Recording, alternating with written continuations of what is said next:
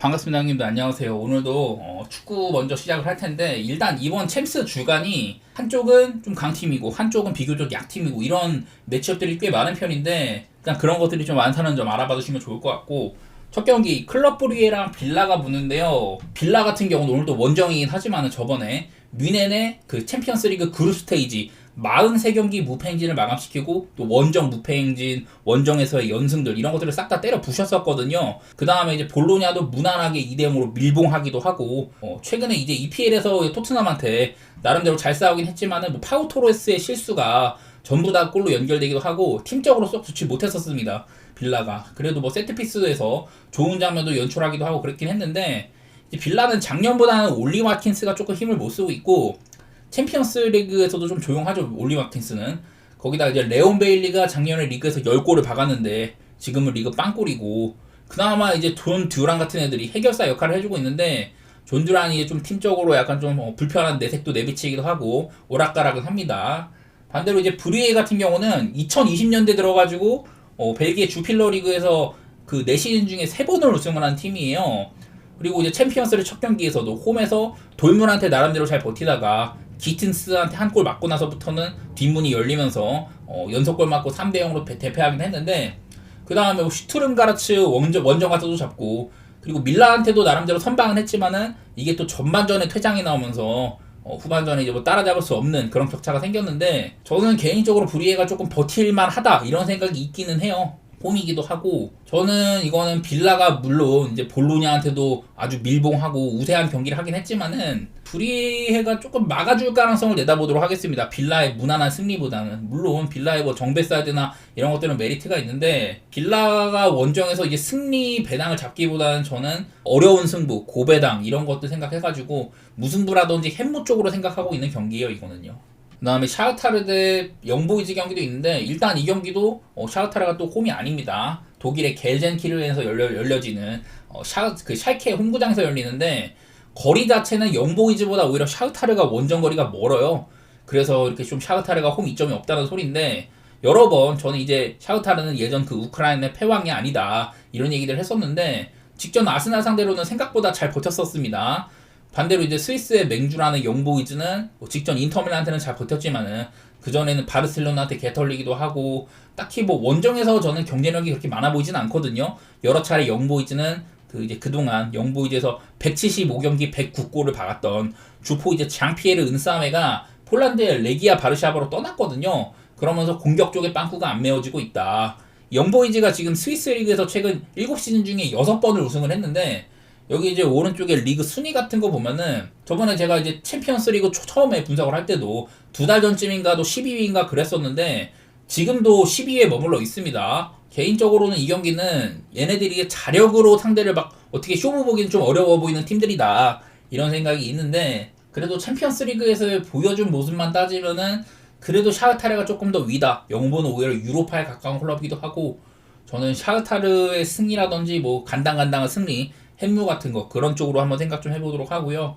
그 다음에 이제 츠르베나 즈베드랑 이제 그 바르셀로나랑 하는데 얼마 전에 이제 베르나베우에서 레알한테 4골이나 뽑아냈던 바르시아입니다. 상대는 또 챔스 최약체급 베오그라드인데 더욱이 이제 베오그라드는 전 여러 차례 매경기 챔피언스리그 최다 실점 기록을 갱신하고 있다 이런 얘기를 했었는데 이 정도면은 바르셀로나가 뭐 지냐 이기냐 보다도 몇 대 몇으로 이길까를 좀 따져야 되는 수준이라고 보거든요. 지난번에 이제 베오그라드는 모나코한테 그야말로 개박살이 났었습니다. 그날 사실 좀 골키퍼의 선방이나 뭐 골취 이런 것들이 아니었으면 오히려 5대1보다 더 큰 점차로 질만 했었는데 뭐 상대가 아름다운 축구를 하는 거를 지켜볼 수밖에 없는 그런 유형의 팀이라고 생각이 되고요. 이미 제가 그 작년에 맨시티랑 경기를 할 때 그 챔피언스리그 18경기 시점에 51실점으로 말매 18경기 50점 실점을 깼다고 했었고 이번 대회만 벌써 그 즈베즈다가 11실점이거든요. 그래서 지금 챔스 21경기 62실점으로 최다 실점 기록을 써내려가고 있다. 이런 얘기를 했었는데 아무래도 이번 시즌도 즈베즈다는 디나모 자그레브, 브라티슬라바 이런 팀들과 함께 최다 실점 및 이런 최약체 그룹에 있다고 생각이 되거든요. 바르셀로나가 지금 아무리 부상이 많다고 해도 주축급들은 많이 돌아온 셈이고 이 정도 상대면 오히려 리그보다 챔스에서 로테를 돌릴만도 하다고 생각이 되거든요. 그 정도로 바르셀로나의 우위를 지켜볼 수밖에 없고, 지금 바르시아는 로테를 돌리더라도 충분히 많은 득점을 이 베오그라드 같은 팀한테는 뽑아낼 만하다, 이런 생각이 들어가지고 저는 바르셀로나 사이드를 좋게 볼 것 같습니다.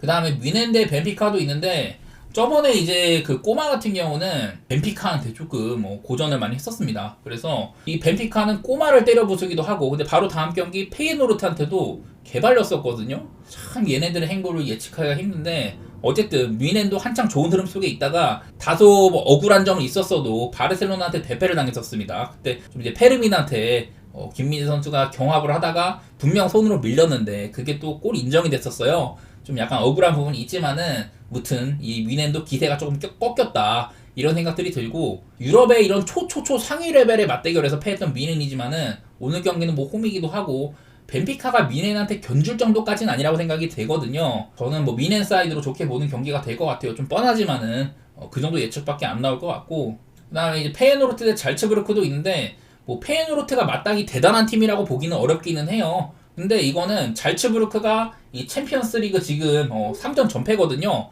이래가지고 지난번에 이제 브레스트한테도 깨지기도 하고, 뭐 디나모 자그렙한테도 깨지고 이러면서 약간 배당 같은 것도 다소 좀 잘츠부르크 쪽이 거품이 차 있다고 생각이 돼요. 지난 몇 년가보다 리그에서나 챔스에서나 경쟁력이 확실히 떨어져 있다. 페예노르트도 이제 직전 이 알크마르전 이때 사실 지고 있다가 역전에 성공했었거든요. 근데 이것도 3대1로 앞서 나가다 경기 막판에 이 레프트백이 평범한 롱볼을 미끄러져가지고 공간 내준 다음에 경기 말미에 3대2 추격골 허용하고 이러면서 좀 네덜란드 팀 특유의 수비적인 약점이 생각나긴 합니다. 페예노르트도 지금. 그리고 주전 공격수들 가운데 뭐 밀란보라든지 우에다 아야세, 산티 히메네즈 이런 주포들이 부상자 리포트에 있는 것도 꽤 걱정스럽기는 해요. 뭐 그래도 직전 이제 뭐 리그 매치에서는 이바누색이라든지 오스만, 카란사 다른 애들이 골맛을 보기도 하고, 뭐 페예를 못 볼 정도는 아니라고 생각이 됩니다. 이거는 페예도 걱정이 되긴 하지만은 잘츠부르크가 워낙에 지금 상태가 메롱이다, 거기에 좀 집중을 해보고 싶은 경기인 것 같습니다. 자, 인터밀란 대 아스날은 이번 라운드에서 가장 좀 상위 레벨 팀들 간의 맞대결 같아요. 저도 이 경기 당연히 볼 거고, 다만 이제 아스날이 좀 뭐 퇴장이 여러 번 있었었죠. 그래서 수비적으로 흔들리기도 하고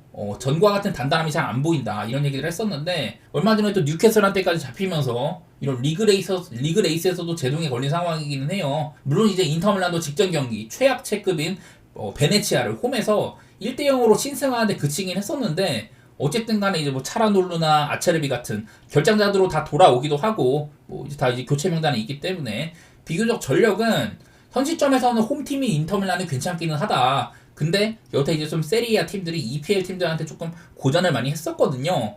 그런 점들은 불안하기는 해. 인터밀란도 지난 몇 년 동안 뭐 리버풀 만났을 때나 뭐 챔스 이제 결승에서 뭐 맨시티 만났을 때 종종 이제 예상외에 선전을 했었던 맨시티와의 결승도 있긴 하지만은 리버풀한테도 좀 썩 좋은 모습은 안 보이고, 인터밀란이 현재 이런 유럽 대륙에서의 체급에 비해서는 사실 챔스에서의 결과물이 아쉽기는 하거든요. 그리고 뭐 아스날은 뭐 챔스 복귀한 이후에 작년에 단단하긴 했지만은 상대팀을 이런 잡아먹을 만한 공격력까지는 못 보여주고 있단 말이에요.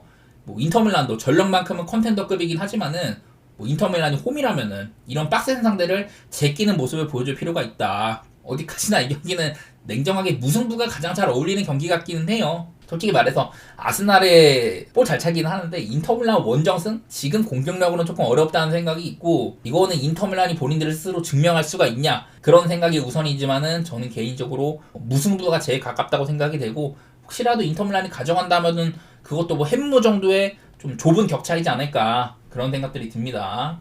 자, 다음 경기 이제 파리 생제르맹 대 꼬마 경기도 있는데요. 뭐 파리가 얼마 전에 이제 리그에서 그 르클라지크 마르세유를 제끼고, 직전 랑스전에서도 이른 시간에 골, 상대 퇴장으로 국밥 같은 1대0 승을 거뒀습니다. 두 경기 모두 다 상대가 퇴장당한 경기였었는데, 뭐 파리가 예전처럼 리그를 맹폭하거나 뭐 챔스로 호령하는 모습들 이런 게 안 나오긴 하지만은 어쨌든 일단은 쉽게 잘 안 지는 클럽이긴 하거든요. 더구나 이제 꼬마도 오늘 홈도 아니고 원정이라는 점. 여태 홈에서는 홈꼬마는 참 무서운데 원정에서는 그런 모습이 조금 덜하기는 하죠. 그리고 이제 챔스에서 꼬마가 벤피카의 충격적인 원정 4대0 대패, 그야말로 아무것도 못했었고, 홈에서도 뭐 릴한테 선제골 넣고도 1대3 대패는 이거는 설명이 안 된다고 생각이 됩니다. 보다 안정적인 선택지는 파리 생제르맹이라고 보이는데, 사실 저는 볼을 조금 더 잘 차는 거는 꼬마라고 생각이 되긴 하거든요. 꼬마도 이제 중원에 갤러거라든지 뭐 바리오스도 좀 잘하지만은 데파울 같은 이런 미친 개들 풀어놓으면은 상대를 되게 곤욕스럽게 할 수 있는 팀이기는 해요. 저는 안정성을 생각을 하면은 꼬마의 저점이 너무 낮았었다. 벤비카한테 경기도 그랬었고 저점이 너무 낮았다는 생각이 있고 홈팀인 파리의 신승이라든지 뭐 무승부, 언더 이런 좀 고배당 선택이나 저득점 게임 생각이 좀 나는 경기입니다.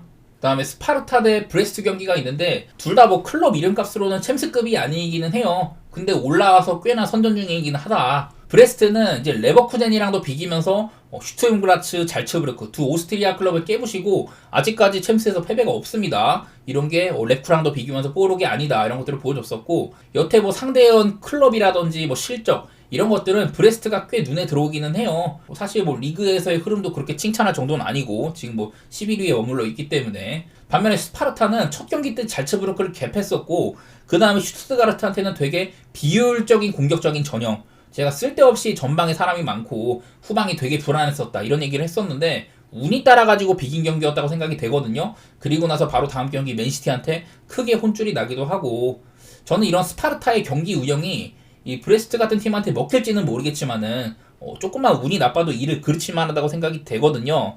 현재까지 실적 같은 것들을 생각하면은 물론 제가 뭐 양팀의 경기력 같은 부분을 정확히 진단할 수는 없지만은 제가 봐온 바로는 아무래도 브레스트의 프렌 같은 게 오히려 끌립니다. 스파르타가 홈에서 이 브레스트를 막 무난하게 뭐 승점 가져가는 모습들 그거보다는 브레스트의 프렌 쪽 접근을 조금 더 선호할 것 같네요. 그 다음에 이제 슈투트가르트 경기인데 이거는 사실 개인적으로 제가 또 이탈리아 팬이기 때문에 아탈란타를 응원하기는 합니다.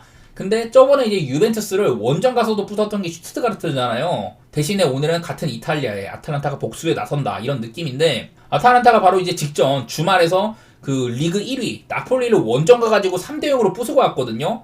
그리고 뭐 지난번에는 이제 작년에 시즌 무패를 달리던 레버쿠젠한테 유로파 결승에서 시즌 첫 패배를 선사를 했잖아요. 그래서 지금 아탈란타는 뭐 유럽에서도 손꼽히는 다크호스다. 직전 경기도 왜 레테기가 선발로 안 나왔지 이랬었는데 후반에 교체로 나와가지고 골까지 또 기록하기도 하고 레테기는 지금 이탈리아에서도 거의 뭐 여러가지 기록을 이렇게 갱신하고 있는 포스거든요.